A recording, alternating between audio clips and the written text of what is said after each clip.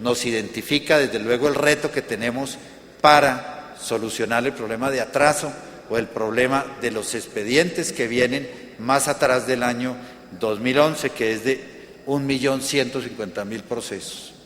Entonces vemos que casi la mitad de la demanda de justicia, de la carga que tiene el Poder Judicial, viene de años anteriores y que un poco más de la mitad, 1.562.000, corresponde a la demanda de justicia actual. Es decir, que la mayoría de procesos tienen menos de 9 meses en el Poder Judicial. Desde luego que en el 1.100.000 al que hacemos referencia se cuentan procesos de 10 meses, de 12 meses, de un año, y los que tenemos que solucionar en forma urgente, aquellos de una duración mayor a 2 o 3 o 4 años y que tenemos que superar, como decimos, de manera prioritaria. Y allí podemos identificar también un volumen de procesos que lo hemos analizado, lo venimos trabajando con todas las fuerzas sociales, con el mismo sector privado, al interior de toda la rama judicial, que es el número de procesos que están estancados, que son inactivos y sobre los cuales no se desempeña actividad ninguna. Esta es una cifra cercana a los 850.000 procesos y que tenemos ciertamente que liberar de los inventarios. Son procesos que no dependen de la actividad ni de la acción de la rama judicial, sino de los apoderados o de respuestas de entidades para que puedan continuar en sus procesos, en el proceso probatorio.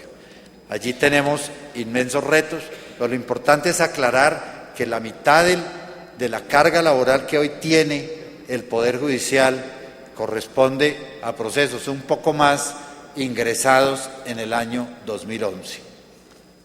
Y de allí debemos destacar que cerca del 25% de esa demanda de justicia corresponde a la acción de tutela. El año pasado, dentro de este porcentaje del 25%, tuvimos 500.000 tutelas y que principalmente corresponden a solicitudes presentadas al Instituto de los Seguros Sociales, a la Caja Nacional de Previsión, a la CPS, es decir, requerimientos de la sociedad de seguridad social que no son solucionadas en las instancias administrativas y que la ciudadanía se ve precisada a presentarlas a través de acciones judiciales. Pues ese 25% de acciones constitucionales corresponde o provienen de un escenario administrativo el cual no han tenido solución y sobre el cual en este proceso de reforma debemos adoptar como país alguna solución, ver cómo hacemos para que esas solicitudes que está presentando la ciudadanía se resuelvan en instancias administrativas y no haya necesidad de presentarlas ante las autoridades judiciales. Pues ante estas cifras, ante esta realidad numérica y estadística, el aparato judicial a través de la administración judicial ha venido desarrollando e implementando planes de descongestión, fundamentalmente a partir del año 2008. Hemos hecho esfuerzos de diseño de políticas directamente con los jueces, con los magistrados, con las salas de gobierno de las Cortes, para que esos volúmenes de procesos que están rezagados en atención sean atendidos en forma pronta.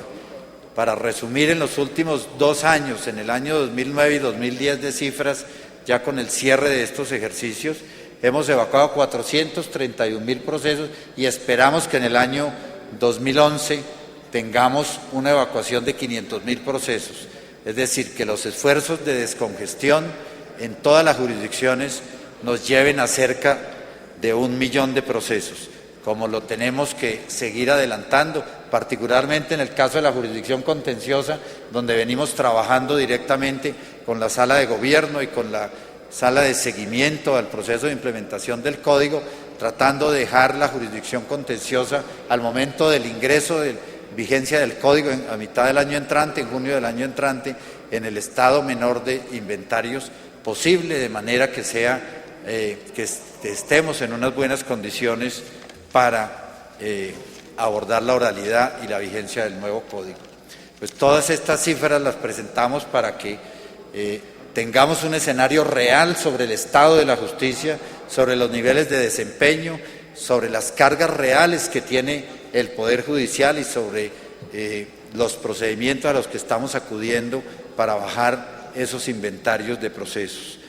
Hemos escuchado desde luego críticas sobre la posición de Colombia en escenarios internacionales en materia de desempeño de la justicia, como es el caso del estudio Doing Business. Allí se nos ubica en el puesto 148, 150 en las dos últimas versiones del estudio Doing Business, conforme a un estudio que se realiza por la metodología de percepción. Se pregunta a unas firmas de abogados sobre un caso tipo, ¿cuál es la opinión? ¿Qué creen estas firmas de abogados? ¿O cuánto creen que es el tiempo que se demora un proceso para ser evacuado en el país? Y en los últimos 5 años la opinión ha sido exactamente la misma, curiosamente la misma de 1.346 días. Esas cifras y la posición de Colombia dentro de esta medición han hecho que tomemos cartas en el asunto. Hemos solicitado otros estudios complementarios al mismo Banco Mundial, que es quien realiza esta investigación. La hemos realizado en otras ciudades del país bajo la misma metodología de encuesta y nos ha arrojado una cifra de 833 días, cifra que corresponde, como el estudio nacional, al 0.5% de los expedientes que tiene la rama judicial. La dificultad que vemos con esta cifra y con esta calificación que se hace al Poder Judicial es que la muestra que se toma, que corresponde al 0.5% de los expedientes o al tipo de procesos que tiene la rama judicial, se toma como si fuera la totalidad del Poder Judicial. Y se nos dice que estamos rezagados definitivamente en el tiempo. Hemos realizado otra investigación en el Banco Mundial, ya no de opinión ni de percepción, sino de campo, para hacer con toda certeza una calificación del desempeño.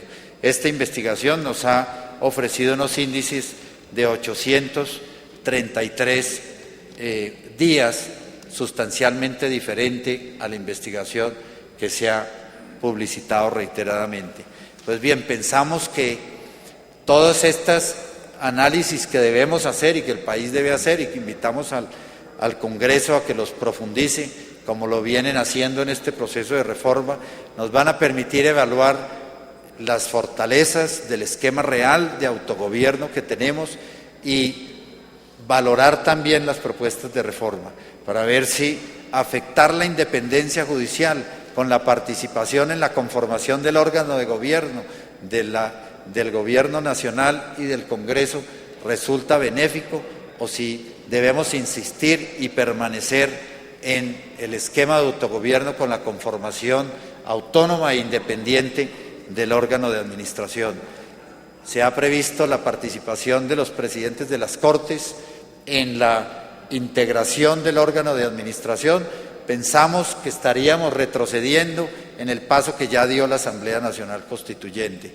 Estaría perdiendo cada una de las Cortes uno de sus magistrados elegidos para ejercer la función jurisdiccional y regresando al esquema de confusión del ejercicio de la función jurisdiccional con la función administrativa. Pensamos que debe mantenerse el criterio de especialización y de tecnicidad en el ejercicio de estas tareas. Pensamos que debe fortalecerse el desempeño de las tareas de la administración judicial por un órgano de la propia rama judicial, por un órgano que fije políticas públicas en materia de administración y no simplemente de ejercicio de funciones administrativas. Allí vale la pena, presidente, reiterar cómo las tareas de la administración judicial corresponden a la fijación de políticas públicas y no propiamente al ejercicio de función administrativa. La función administrativa corresponde a la dirección ejecutiva, al órgano de gerencia de la rama judicial, que está desde luego con otras tareas, otros perfiles, y por eso pensamos que el ejercicio de la función de administración y gobierno en cabeza de la sala administrativa debe cumplirse por magistrados que conozcan la rama judicial para el diseño de esas políticas judiciales. No, ante ya el vencimiento del término, pienso que no debemos referirnos al rezago presupuestal que tiene la rama, donde el reto fundamental que enfrentamos como país es tener una sostenibilidad financiera de recursos que permita a la rama judicial avanzar en el diseño y en la implementación de los planes de desarrollo. Los venimos elaborando, ya vamos para el 5º plan de desarrollo, tenemos los diagnósticos, las estrategias, los mecanismos de financiación, pero hemos estado desfinanciados en 55%. Necesitamos la sostenibilidad financiera y el país debe resolverlo. En buena hora el Congreso está abordando el tema, ya hay avances en el proceso, en las propuestas que van ya siendo aprobadas para tener una cima fija. Tenemos que resolver en cuánto tiempo debemos resolver los procesos atrasados que tenemos para responder de una manera pronta y eficaz a los retos de la Administración de Justicia.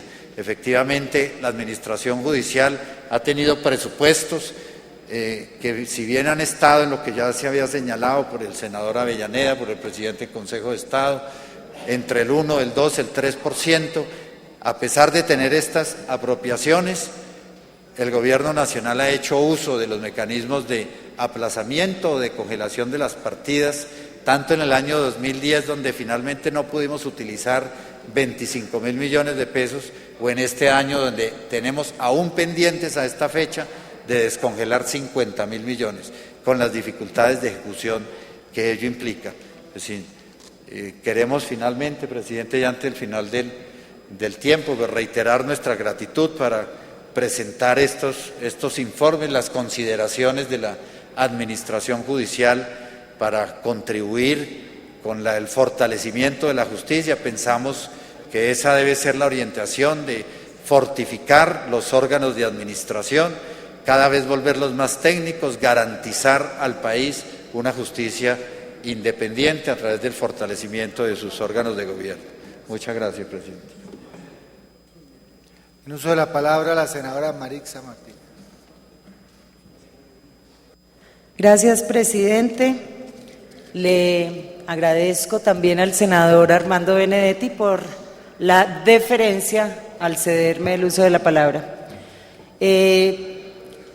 Presidente, déjeme iniciar con un tema que me parece importante, y es que no hay duda alguna que la atribución para adelantar esta reforma le corresponde al Congreso de la República, y hace parte de esa atribución dar un debate a fondo, profundo, en la comisión, como efectivamente se hizo, pero también en las plenarias de Cámara y Senado, sin afanes, sin presiones, como a veces siente uno que es señalado si no está de acuerdo con la reforma, que de alguna manera se plantea una constituyente como un posible castigo si no estamos de acuerdo o no sacamos adelante la reforma.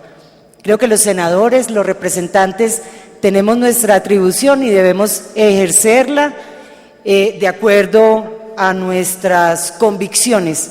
Y en este caso, yo como senadora pretendo adelantar un estudio serio, profundo de un tema, porque los colombianos están reclamando hace mucho tiempo pronta y cumplida justicia, y no lo están obteniendo, y creo que este es el fondo que nos debe preocupar, que nos debe guiar en esta discusión. Por eso voy a iniciar diciendo, con todo el respeto por los ponentes, yo sé que el senador Velasco es un hombre muy juicioso, y así lo tengo claro con los demás ponentes, a quienes les he escuchado hoy unos planteamientos, pero yo sigo convencida que esta no es la reforma que están esperando los colombianos, ni que trae la respuesta a las necesidades de los ciudadanos. Y de una vez advierto que por disciplina y porque considero que es urgente lograr una transformación en la forma en que se administra justicia, voy a darle el compás de espera y acompañar en la votación este segundo debate.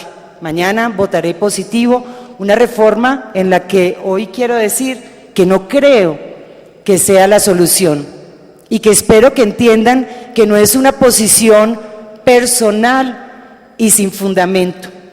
Yo creo que el Congreso no puede ser sordo a las críticas que vienen realizando distintos sectores de opinión y voces muy calificadas desde la academia que nos indican que tal vez no nos estamos sintonizando con lo que esperan los colombianos. Voy a dar una rápida lectura a la forma en que han calificado los distintos sectores esta reforma. Dice el colombiano el 10 de octubre que esta es una lánguida reforma. Es fácil concluir que la reforma consistirá en meras modificaciones a la estructura administrativa de la rama judicial. La morosidad del sistema, la ineficacia del servicio público, la congestión judicial, la ausencia material de justicia no son incluidos en los listados de problemas por resolver. Dice otra voz autorizada, como es el doctor Hernando Yepes Arcila, el 9 de octubre del 2011, en una entrevista que le hace María Isabel Rueda, dice: actual reforma a la justicia es mediocre. Y viene y señala por qué considera y por qué califica de esta manera este proyecto. Mauricio Vargas, en El Tiempo, el 10 de octubre, la llama la reformita. Su solo título nos indica cuál es el contenido del artículo. María Isabel Rueda dice que esta es una reforma sospechosa y así la titula su columna. El doctor Humberto de la Calle Lombana, que conoce el tema, lo ha trabajado, habla de cuál sería la auténtica reforma a la justicia, de qué están esperando los colombianos, y dice que en este proyecto hay de todo menos eso. Dice el columnista del Tiempo el 20 de octubre, Dionisio Araujo, que por qué incluir ese presupuesto dentro de una norma constitucional si está comprobado que no ha habido un adecuado desempeño por parte de las Cortes. Dice Eduardo Suescún Monroy, que fue ministro de Justicia, lo dice el día de ayer, lunes 31 de octubre, que lo titula Una reforma que no es. Insisten que acá no hay reforma. El Espectador, Ramiro Benjarano, el 12 de junio de ese año dice una propuesta rara y descalifica una serie de artículos que trae la reforma a la justicia.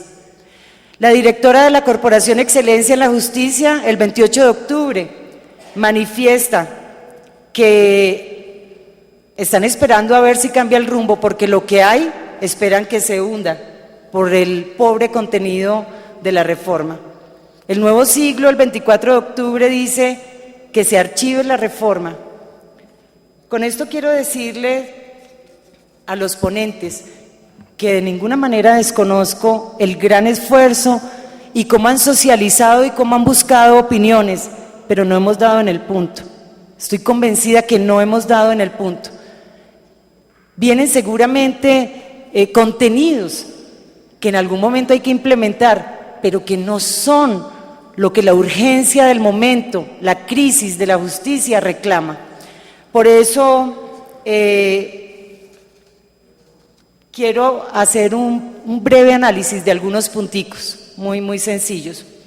Lo primero es que hay que ponernos de acuerdo qué debe hacer parte de una reforma constitucional, de un contenido constitucional. Acá muchísimos, diría yo la mayoría, son normas que perfectamente pueden ser objeto de reforma legal, pero estamos cayendo en ese círculo vicioso para darle importancia a cualquier disposición, creemos que tenemos que convertirla en reforma constitucional, y yo no creo que sea así.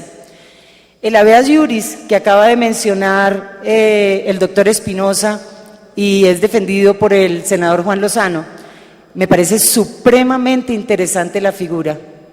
Creo que es una maravilla, pero lo que no necesitamos o lo que en este momento no nos garantiza mayor cosa son nuevos mecanismos garantistas. Ahí tenemos unos recursos ordinarios, ahí tenemos una tutela, ahí tenemos cómo defendernos con esas garantías y ha funcionado. Creo, después de recibir esa explicación, que es una figura muy, muy interesante, pero tampoco nos va a garantizar una descongestión. El debido proceso se puede garantizar desde otros puntos. Segundo, el artículo 3, ese que habla del control a la calidad de bienes y servicios, pero ¿quién desconoce que los consumidores y los usuarios de los servicios deben ser protegidos? Pero tampoco considero que amerite una reforma constitucional. Todas estas medidas, y creo que es una de las falencias que trae la justicia, es que se enfocan a resolver la congestión en los temas civiles, comerciales, laborales, que claro que hay represamiento, pero no en la misma magnitud que en la jurisdicción contencioso-administrativa, que realmente es alarmante. Yo lo digo, fui magistrada auxiliar del Consejo de Estado, litigué durante muchos años y es exasperante darle una respuesta a los clientes que están atentos a sus indemnizaciones y a sus reclamaciones. Entonces, fortalecer la superintendencia está muy, muy bien, va a ser muy útil, pero tampoco creo que sea necesariamente que ser consignado como reforma constitucional. El artículo 4, que le atribuye función jurisdiccional a empleados judiciales, pues yo no sé también qué tan práctico sea esto. Es que los funcionarios judiciales están súper ocupados, tienen muchísimos compromisos laborales y ocupaciones dentro de su juzgado. No veo de dónde vayan a sacar el tiempo pues para asumir y ser ellos quienes descongestionen. La Comisión Especial de Desjudicialización tampoco requiere norma constitucional. Los abogados que entrarían a resolver conflictos, yo creo que no cualquiera puede ejercer esa función tan importante que es la de administrar justicia. Y si necesitamos que vengan a respaldarnos particulares, primero tenemos que garantizar una ética y una formación y una preparación que creo que así de manera abierta y de primera mano pues no la tienen todos los abogados. El artículo 14, que habla de un mayor presupuesto para la rama, lo constitucionaliza. Acá nuevamente, si no sabemos en qué se van a invertir estos mayores recursos, si no hemos detectado la problemática, tampoco nos garantiza un mayor presupuesto esa descongestión. Claro que la rama necesita recursos frescos, nuevos, adicionales, pero primero tenemos que tener la claridad hacia dónde los vamos a dirigir. El artículo 21, que dice que la jurisdicción contencioso-administrativa podrá adoptar todas las medidas cautelares, es insistir en un tema que ya menciona la ley 1437, es inocuo, porque todos sabemos, ya no hay duda alguna, no hay discusión, que a la jurisdicción contencioso-administrativa no solo le corresponde la prerrogativa de la suspensión provisional, sino que ahí caben todas las medidas cautelares. El artículo 29, que tiene un capítulo destinado al Consejo Superior de Política Criminal y Penitenciaria, tampoco creo que sea una norma que amerite reforma constitucional. Un segundo tema es, bueno, con eso concluyo, se podría depurar muchísimo el proyecto y tratar de ser más osados, más ingeniosos en la búsqueda de soluciones para lograr eso, más que una reestructuración, porque hay instituciones que no funcionan dentro de la rama. Considero que lo que tenemos que encaminar el esfuerzo es a sintonizarnos con las necesidades de los ciudadanos. Un segundo tema es el artículo 12, el de la doble instancia para juzgamiento de los congresistas. Este es un tema que no tiene por qué generar el más mínimo rechazo ni duda. es que al contrario, es una garantía para que las decisiones que tome la justicia se cumplan y no que por violación al debido proceso, por no haber tenido doble instancia, terminen cayéndose ante la Corte Interamericana, que ya ha mencionado cómo carecer de esta segunda instancia está viciando los procesos que se adelantan contra los congresistas. Allí de una vez quiero hacer una sugerencia. La primera, si no logramos un mecanismo efectivo, porque eso de que la Corte Constitucional lo haga en la sala y después en plenaria es la misma corporación, sería un remedio de doble instancia. Como bien lo dijo el ministro, es que es la apelación, el recurso de alzada nos tiene que garantizar es que un funcionario ajeno a la decisión inicial tenga la capacidad para revisarla con objetividad, y en este caso es difícil. Si no encontramos durante la discusión a la reforma el mecanismo, pues dejemos claro que la primera instancia la hará la Corte Suprema y que será la ley estatutaria la que nos defina o la que se definirá cuál organismo diferente asumirá la segunda instancia. Pero no nos precipitemos en la búsqueda de la solución si esta no nos convence, no es la que están esperando también organismos internacionales. Yo propondría, y sé que tal vez no sea un tema que le interese a las altas cortes, yo propondría que la primera instancia la haga la Corte Suprema y la segunda instancia la haga la Corte Constitucional. Yo no le veo obstáculo a esa solución. Sin embargo, será un tema que discutamos acá. Jurídicamente se puede, la Corte Constitucional tiene que tener la capacidad para decidir, porque la Constitución abarca todas las materias, luego no sería ajena estos temas penales a su órbita de competencia. Un tercer tema, también con mucho respeto hacia los miembros del Consejo Superior de la Judicatura que hablaron acá.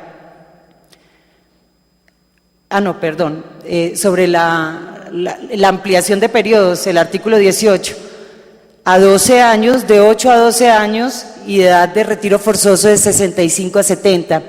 Yo quiero poner de presente para que los compañeros sepan que esta decisión, este contenido de la reforma ha sido objeto de serios cuestionamientos por parte de personas que conocen el tema, que manejan, se mueven dentro de la justicia colombiana y que consideran que debería aplicarse a los miembros de las altas cortes que resulten elegidos con posterioridad a esta reforma.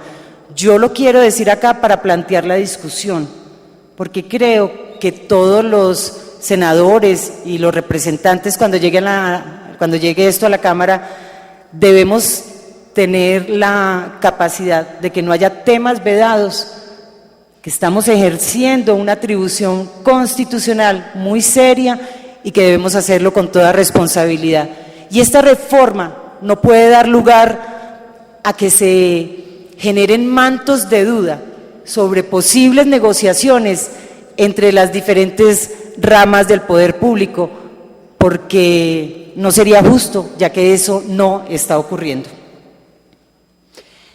El doctor Ramiro Benjarano, en una columna, llama la atención sobre ese tema y también lo hacen otros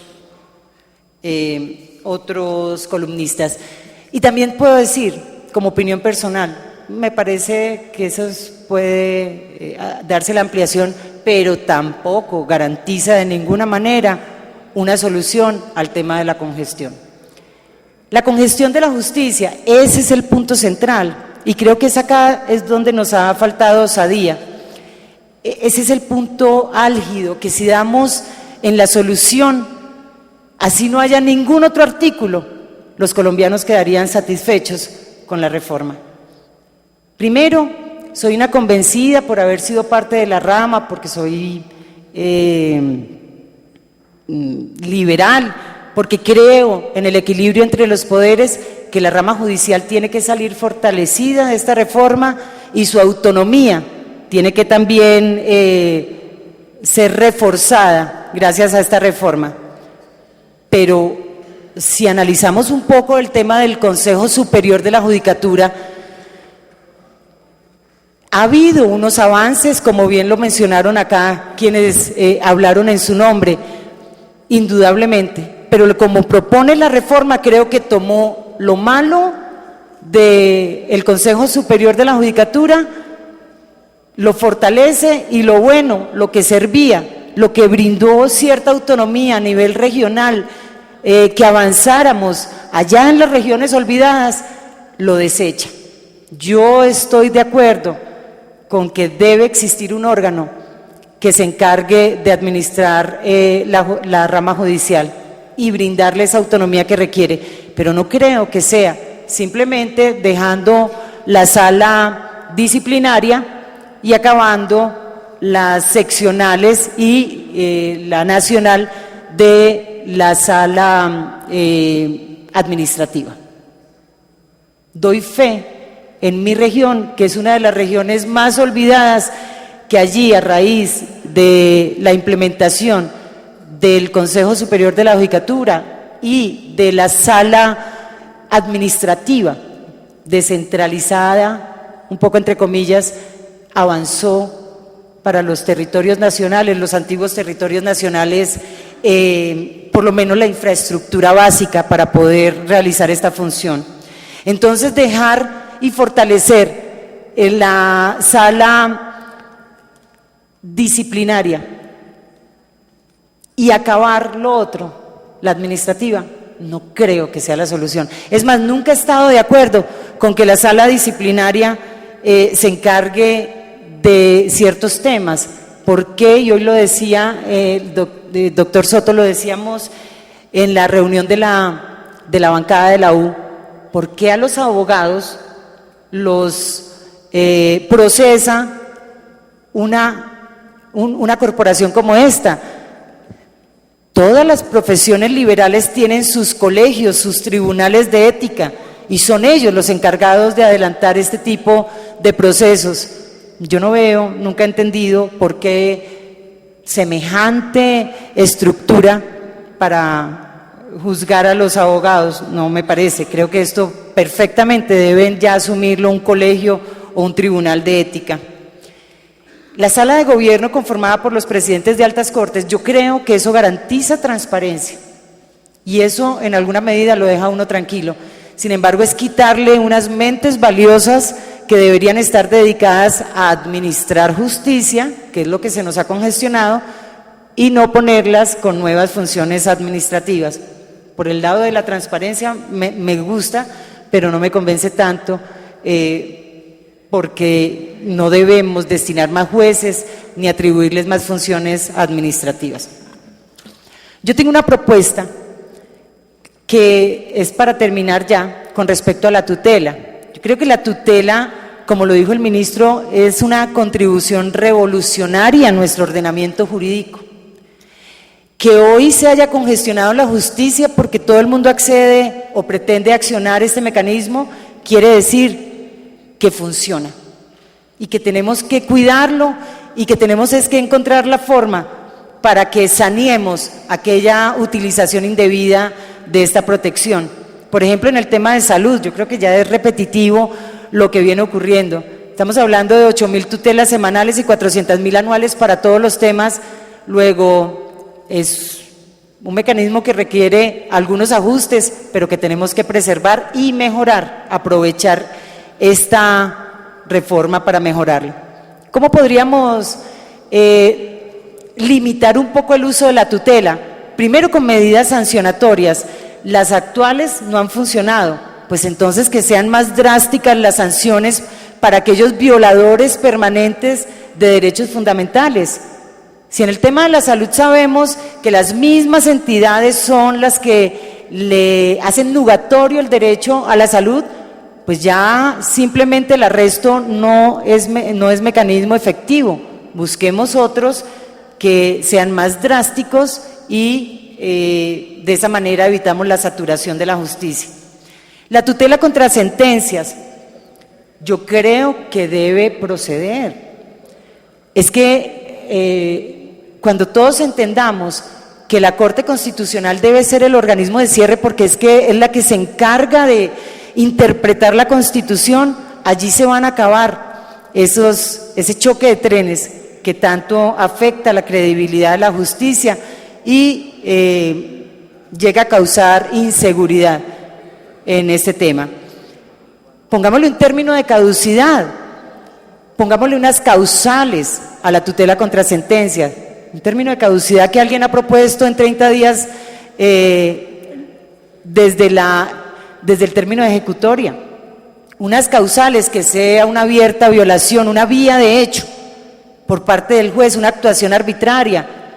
Ese tipo de límites nos van a descongestionar y van a impedir que se ponga en riesgo las decisiones importantes que en su propia jurisdicción tomen otros jueces, pero no marginemos a los colombianos de una garantía que de verdad considero que ha funcionado. Y finalmente, ¿cómo hubiera sido? Creo que todavía se puede, senador Soto, si usted lo mencionó en el debate durante la discusión en la Comisión Primera del Senado, una jurisdicción constitucional que libere a la jurisdicción ordinaria y a la contenciosa del conocimiento de las tutelas, que implemente unos juzgados que no van a generar nuevos costos adicionales, porque vamos a desmontar buena parte del Consejo Superior y los seccionales que realmente generaban unos gastos muy importantes dentro del presupuesto de la rama judicial. Allí podríamos encontrar la solución, además la especialización. Esto tiene críticos, claro que tiene sus críticos, pero creo que son mayores las bondades y hoy es un tema que la academia acepta como una buena solución para fortalecer la tutela, para descongestionar las otras jurisdicciones y para que los colombianos finalmente encuentren una justicia sin congestión, con garantías y que de verdad se constituya en ese servicio esencial que todos consideramos que debe ser prestado debidamente. Esas son mis propuestas. Presidente, le agradezco. Darle la palabra al senador Benedetti para concluir el día de hoy. Por favor, secretario, anuncie proyectos y orden de día para mañana. Sí, señor presidente, honorables senadores, los proyectos para discutir y votar en la próxima sesión plenaria del Senado de la República son los siguientes: proyecto de ley con ponencia para segundo debate, proyecto de acto legislativo 07-2010, Senado acumulado los proyectos números 09 de 2011, 11 de 2011, 12 de 2011 y 13 de 2011, por medio del cual se reforman artículos de la Constitución Política con relación a la administración de la justicia y se dictan otras disposiciones. Proyecto de acto legislativo 03 de 2011, Senado, por la cual se modifica la Constitución Política de Colombia, título séptimo de la rama ejecutiva, capítulo primero, Presidente de la República, artículo 189. Proyecto de acto legislativo 08 de 2011, por el cual se adiciona el artículo 171 de la Constitución Nacional para fortalecer la representación de afrodescendientes en el Congreso de la República. Proyecto de ley 07-2010, Senado, por la cual se modifica la ley 769-2002 y la ley 1383-2010 en temas de embriaguez y reincidencia y se dictan otras disposiciones. Proyecto de ley 48-2010, Senado, por medio de la cual se establece el procedimiento obligado para garantizar el debido proceso y derecho a la defensa del retiro discrecional del personal de oficiales y oficiales y soldados profesionales de las fuerzas militares y la Policía Nacional. Proyecto de ley 94-2011, Senado, 70-2011, Cámara, acumulado proyecto de ley número 59-2011, Cámara. Proyecto de ley 220-2011, Senado, en la cual se regula el funcionamiento del programa de Familias en Acción. Proyecto de ley 258-2011, Senado, por la cual se establece un proceso especial para otorgar título de propiedad al poseedor material de bienes inmuebles y se dictan otras disposiciones. Proyecto de ley 277-2011, Senado, 154-2010, Cámara, por la cual se desarrolla el artículo 233 de la Constitución Política de Colombia y se fija la edad de retiro forzoso para los magistrados de las altas cortes. Estos proyectos tienen sus términos y han sido debidamente publicados en la Gaceta del Congreso. Perfecto, secretario. Tiene el uso de la palabra el senador Armando Benedetti.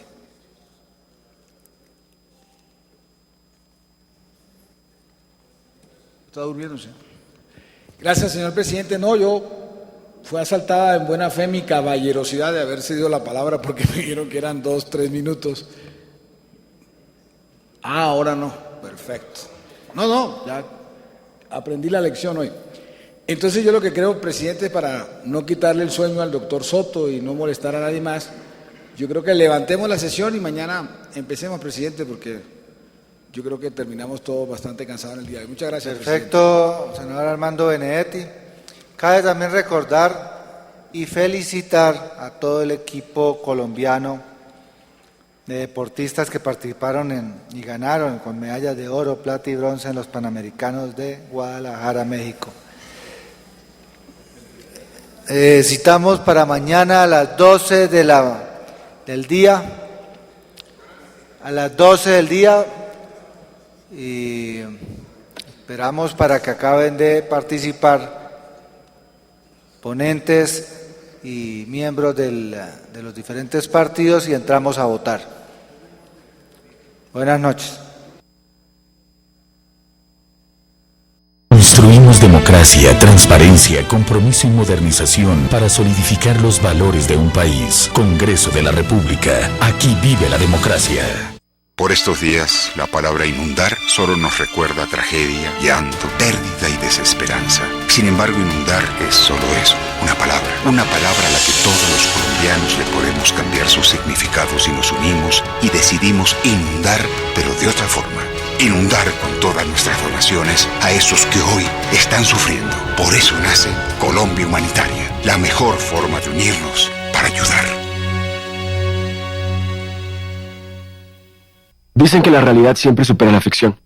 Y es muy triste pensar que a veces en los hogares hay más violencia que en la misma televisión. Allí se insulta, se golpea, se maltrata. Estoy convencido que nada, absolutamente nada justifica la violencia contra la mujer. Por eso es muy bueno que existan leyes como la 1257 para prevenir, atender y sancionar la violencia contra la mujer. Pero lo más importante es que le hagamos sentir a nuestras mujeres que no están solas. Mujer, estamos contigo. Comisión Nacional de Televisión. La televisión que queremos ver.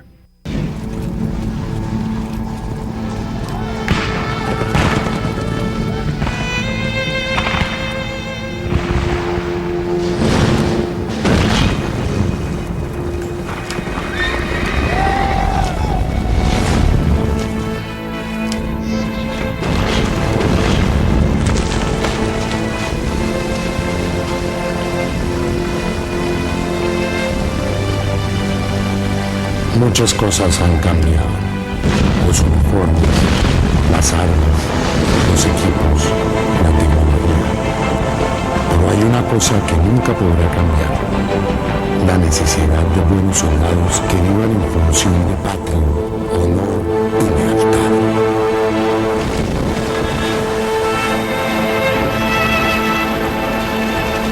Los héroes en Colombia sí existen. Construimos democracia, transparencia, compromiso y modernización para solidificar los valores de un país. Congreso de la República. Aquí vive la democracia. Mi gente, las canciones son una cosa, pero la realidad es otra. Lamentablemente la presencia de la violencia contra la mujer está muy fuerte y está latente. Es nuestro asunto atender, prevenir y sancionar cualquier tipo de violencia en contra de la mujer. Por eso la ley 1257 del 2008 nos habla que es un delito cualquier tipo de maltrato, ya sea físico, económico, mental o sexual. Así que concienticémonos que es el mejor negocio socio, el amor frente a la mujer. Mujer, estamos contigo. J Balvin, May. Comisión Nacional de Televisión. La televisión que queremos ver.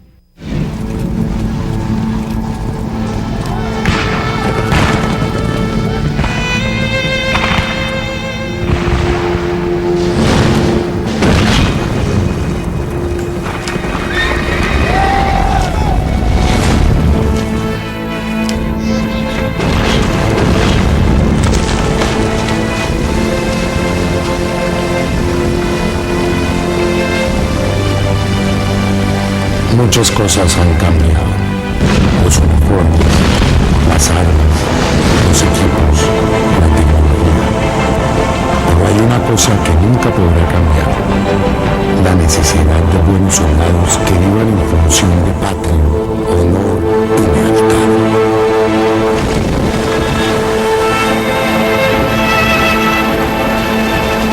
Los héroes en Colombia sí existen.